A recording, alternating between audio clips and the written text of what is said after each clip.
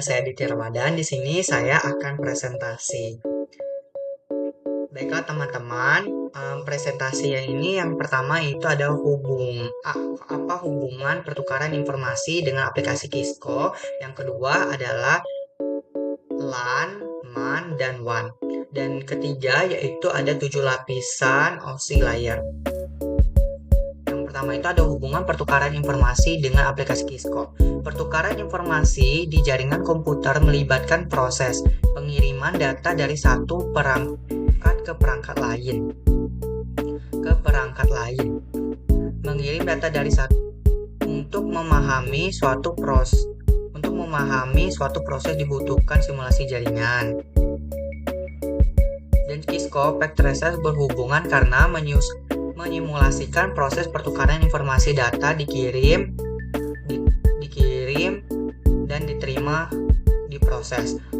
Yang kedua yaitu melihat jalur data fax flow dari visi ke visi lain.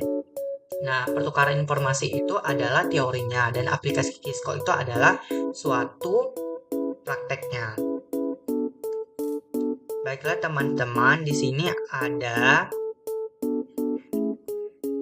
LAN, MAN, dan WAN.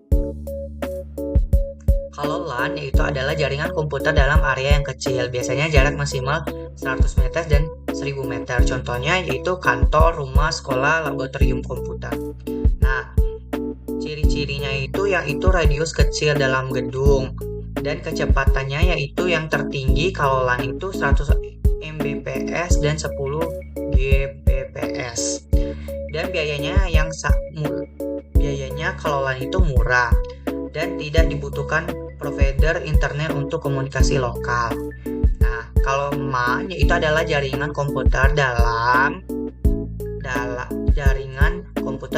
satu kota. Metropolitas menghubungkan beberapa LAN menjadi satu jaringan yang lebih besar. Dan contohnya kantor pusat dan kantor cabang dalam satu kota dan universitas. Dan ciri-ciri WAN adalah area yang paling luas. Biayanya paling mahal yaitu menghubungkan kalau biayanya itu terbilang cukup mahal kalau MAN. Yaitu lebih luas dan menghubungkan beberapa gedung. Yaitu kalau LAN itu menghubungkan beberapa gedung. Menggunakan fiber optik, dikelola institusi berdasarkan pemerintahan kalau menggunakan LAN.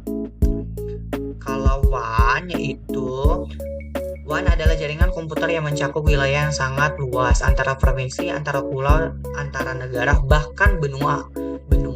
Contohnya internet WAN terbesar di dunia. Jaringan Nasional Bank, RS, Kementerian Kesehatan RI, Republik Indonesia, perusahaan multinasional. Nah, area yang ini biasanya itu area yang paling luas, biaya yang paling mahal di antara yang lainnya. Menghubungkan jaringan LAN dan MAN dikelola provider internasional. Nah, baiklah di sini ya teman-teman, itu adalah OSI 7 layer.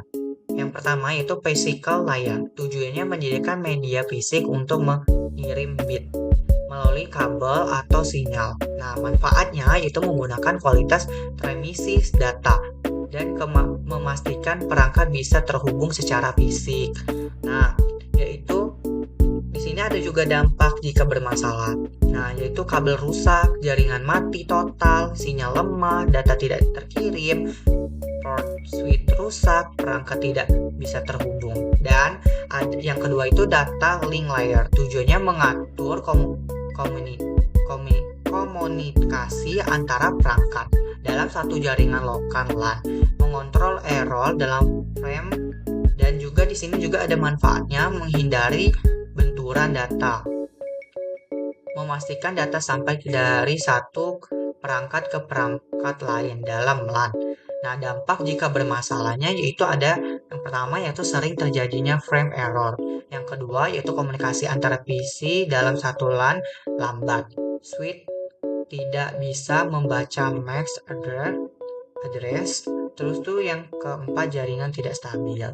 Nah, yang ketiga yaitu network layer. Tujuannya mengatur pengalaman IP dan rutin. Pakai antara jaringan manfaat, paket data biasanya melewati banyak jaringan seperti LAN, MAN, dan WAN.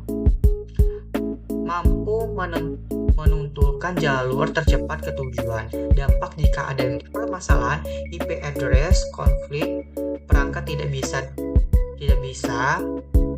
internet router salah, paket hilang, packet loss, tidak bisa komunikasi antara jaringan. Nah, yang ini ada transport layer. Nah, tujuannya mengontrol koneksi mengontrol TCP dan UDP, memastikan data dikirim lengkap dan berurutan. Manfaatnya menjaminkan pengiriman data aman, memberikan opsi pengiriman cepat. Dampak jika bermasalah yaitu koneksi aplikasi sering terputus, file gagal di-upload, di-download, delete tinggi, game paling online nge-lag. Panggilan online nge-lag. Nah, census layer dan separation layer. Yang pertama itu ada census layer. Tujuannya mengatur perbuatan pemilihan dan pengiriman sel komunikasi antara aplikasi. Manfaatnya menjaga koneksi stabil saat aplikasi bekerja, mengelola sisi login transfer data, video call, dan sebagainya. Dampak jika bermasalah, aplikasinya sering logout sendiri, video call sering putus, file transfer gagal di tengah perjalanan. Nah, kalau representation layer itu tujuannya pengelolaan format data, deskripsi, kompresi, dan transaksi. Manfaatnya data aman, ekstresi, ukuran data lebih kecil, kompresi, format file diterjemahkan dengan benar. Dampak jika bermasalah yaitu file rusak, tidak bisa dibuka, data bocor, eksekusi gagal, gambar video tidak tampil dengan benar. Nah, baik, ini ada application layer. Tujuannya menyediakan layanan aplikasi jaringan seperti HTTP atau VTP, email, DNS. Manfaatnya memudahkan pengguna mengakses internet web, email, cloud. Dampak jika ada permasalahan yaitu tidak bisa browsing, email gagal terkirim, aplikasi online tidak bisa digunakan. Nah, di sini ada studi kasus. RS Sehat Mandiri meningkatkan pertukaran informasi agar dapat pasien dari pendaftaran dokter, perawatan hingga optik dapat mengalihkan cepat dan aman di dalam rumah sakit. Digunakan LAN untuk melaporkan ke Dinas Kesehatan maksimal MAN dan Kementerian Kesehatan melalui WAN dan tim ITI. Meski menimulasikan saluran jaringan menggunakan Cisco Packet Tracer untuk menguji koneksi, konfigurasi regulasi switch, dan alur data. Setiap proses berkomunikasi mengikuti 7 lapisan OSI, mulai dari pengemasan data, pengelapatan, pengiriman, hingga tampilan ke aplikasi dengan kombinasi LAN dan MAN WAN. Cisco Packet Tracer ada dan OSI layer sistem informasi rumah sakit yang menjadi lebih stabil, terintegrasi, dan mendukung pelayanan yang cepat serta akurat. Baiklah teman-teman, itulah presentasi dari saya. Lebih dan kurangnya saya mohon maaf. Atas perhatiannya saya ucapkan terima kasih.